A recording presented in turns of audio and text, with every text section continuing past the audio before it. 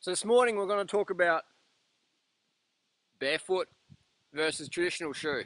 You know, you got your Vibram 5 fingers and you got a racing flat, a traditional sort of running shoe. I see a lot of people, and I run and train with some of the best runners in Australia, and I've never seen anyone using a Vibram who's running that fast in racing or training. I think the gift that these shoes have brought to the market is just getting more people more conscious about, foot strike and training smarter versus just training harder.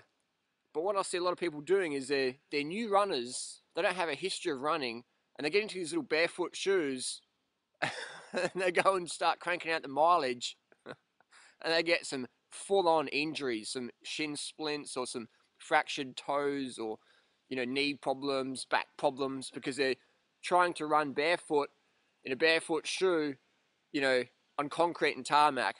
And they're wondering why all of a sudden they're getting injuries. And then they're going, oh, I tried that running thing, it doesn't work. It's a bit like the person who goes on a raw food lifestyle, undereats the fruit hardcore, and just gets dropped off the deep end and goes, oh, I tried that raw food thing, it doesn't work, It's the same with barefoot running. People get into running going barefoot and get some horrific injuries and go, oh, I tried that running thing, it doesn't work. All you did is you did it wrong, you didn't make it work for you. So am I a fan of the Vibrams? Definitely. This is my pair. I use these, but you'll never ever see me running fast in these unless you're going uphill. You can't run fast in these shoes. You can jog in them, but if you want to get your fastest, you got to drop the Vibrams and you got to pick up some decent running shoes. And these were made by Brooks, and the model is the Green Silence. It's made out of post-recycled consumer product, and the midsole is biodegradable. Also made in China with the Vibrams and with Nike and all the other shoes as they are these days. So the Brooks Green Silence, if you want to run fast, get a pair of these. These are a very quick shoe. I've ran a 36:07 10K in them. I know Jeff Eggleston's ran a 2:14 marathon in them. So, you're not going to see anyone running fast in Vibrams. It's just, you can't, because you're getting so much impact on your legs.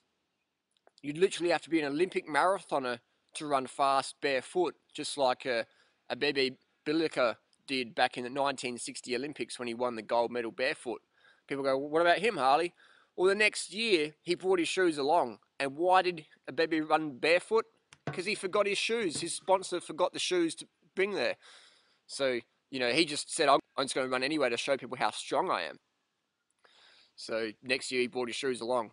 But Vibram has sort of capitalised and haven't really shared the full story. So given the chance, Bickler wore shoes. But, you're talking about an elite, world-class marathoner who at the time was the best in the world. And yeah, they're going to run, and they're going to be able to run a marathon barefoot, but they're going to risk injury and they're going to risk running a bit of a slower time. So today you'll never see any Olympic marathoner running barefoot on tarmac or concrete. On the beach, on the grass, that's okay. But if you're a new runner, you want to be running in proper shoes. Basically, just copy the techniques and training strategies and foot strike of the world's best runners. Look at the Kenyans on YouTube.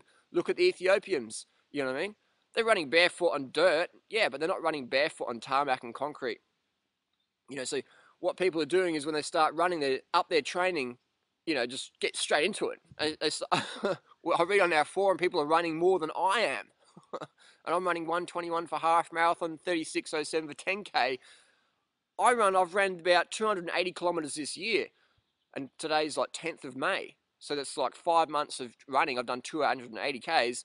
I see some people in our forum who are just cranking that in a month. In 1 month, they're doing 5 times as much training as I am. And then you ask them how they're going 2 months later and they're out, they're injured. So you're going to build up very slowly. Start with 1 jog a week. Start with walking, and then maybe throwing a few 200, 300 meter jogs. Don't go running off the bat. You'll just really injure yourself. The only people who can come in strong is people who've got a big history of running. You know what I mean? If you've got a big history, then yeah, you can, jump in. But you still got to jump in with discernment and with, training smarter versus training harder. It's not Rocky. Rocky was a movie. We're talking about, common sense these days. So I'm a big fan. The Brooks Green Silence. I've had a few pairs of these now, and a great shoe. I highly recommend them. So get a pair of these for your racing shoe. But for training, you want something a little bit more heavy duty than this. This is still too lightweight. This is still too barefoot for high mileage training. You want to have something with a bit more cushioning, maybe like a Brooks Glycerin. Just check out the Brooks range.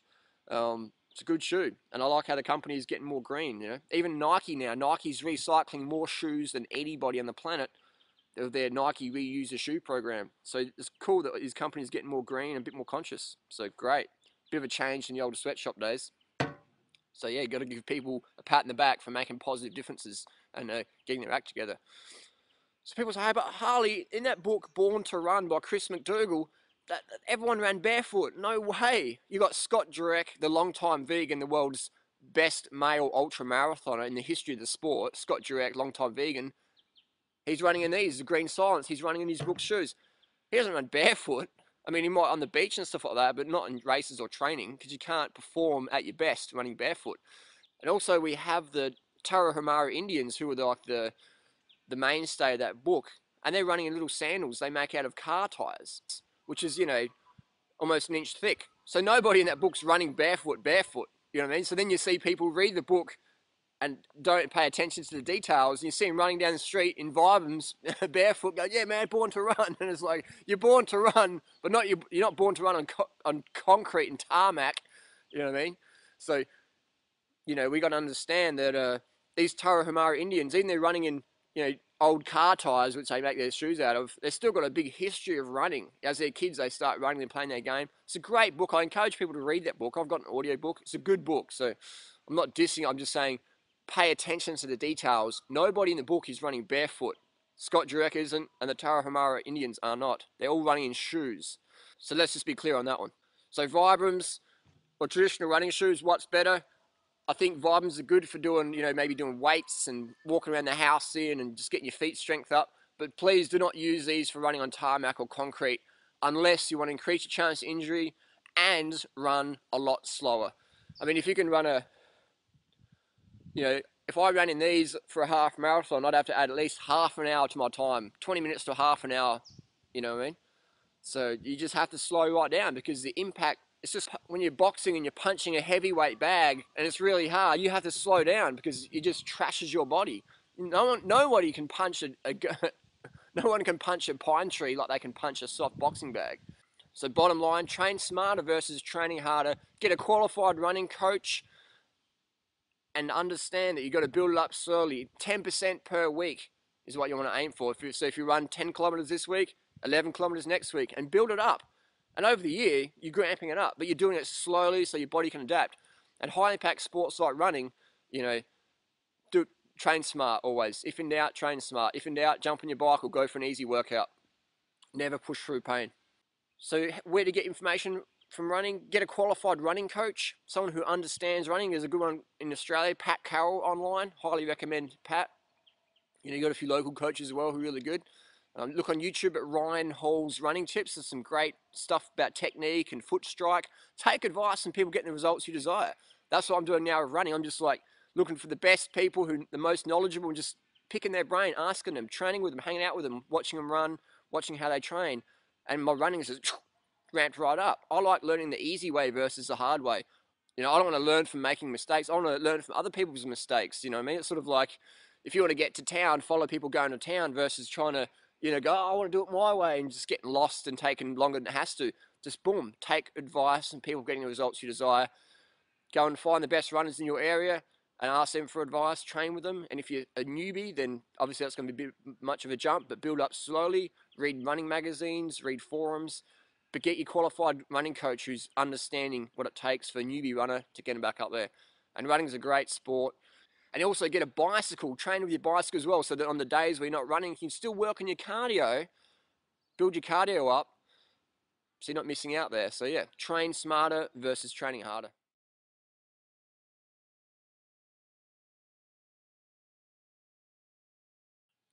And lastly, another thing I found really so good for me is one of these things. It's called a Garmin. The model is a 310 XT, and you can get it online really cheap. It's great, it's waterproof, it's got a big face so you can really easily read your pace when you're running. And it comes with a really good heart rate strap, it's really soft and just conforms really well. So it's just like a real easy to use heart rate strap. I charge you can charge this on your laptop or in the wall, or you can use this solely when it's sunny, put this out on the roof and it charges up in a day, and then you can charge up your watch. So the Garmin 310 XT, I'm a big fan. Why? Because as someone who's got a cycling background, I've done running races, or go out training, and you're going out too fast. Someone faster will go past you, and you think it's like a bike race where you have to get the draft. Running's not like that at all. There's hardly any draft. So if you go out too fast, you blow your legs up, you'll get your heart rate above your lactate threshold in the long run. That's not going to be good for you. So by using a Garmin, you can pace yourself. You can learn what, say, if you're going minute per mile or minute per kilometre pace. So in Australia, we use minute per kilometre. So it's great. So you can have a set goal, a time that you know you can run a distance in, and then you can break it down as minutes per kilometre. Let's say you're doing a 35-minute 10K, you wouldn't be running at 3:30 pace every kilometre, and then you'll know you're on target. But if you go out at 3:10 pace, you're going out too fast, or if you go out at 4:20 pace, you're going out too slow. So these numbers might sound a bit confusing, but again, they're grade 2 mathematics. Grade 2 mathematics. So if you don't understand them, go back to grade 2 and get your grade 2 school teacher to teach these maths, because it's grade 2 maths. So simple strategies to make your running more effective. Because I know so many people who are fitter than me in running, but mentally they don't have the strategy, so they go way too fast and I'll pass them later on in the run. But they're fitter than me. They do much more training than I do, but I've got a better strategy. So it's about, I don't know, for me it's about training minimal, getting the maximum results, and that way you decrease your chance of injuries or burnout or whatever. Just smart training. That's what I'm into. Smart strategy. And the Garmin definitely, this is like revolutionised my whole running training. So it's great. You get to upload it on the maps and see where you've gone and your terrain and all these little funny things. So, it's a great watch. It's got a lot of features, but you only really need the basic ones like your heart rate and your distance and your pace per kilometre. So it's highly recommend them. Not cheap, but the benefits you'll get will far outweigh any initial outlays. So get one, definitely.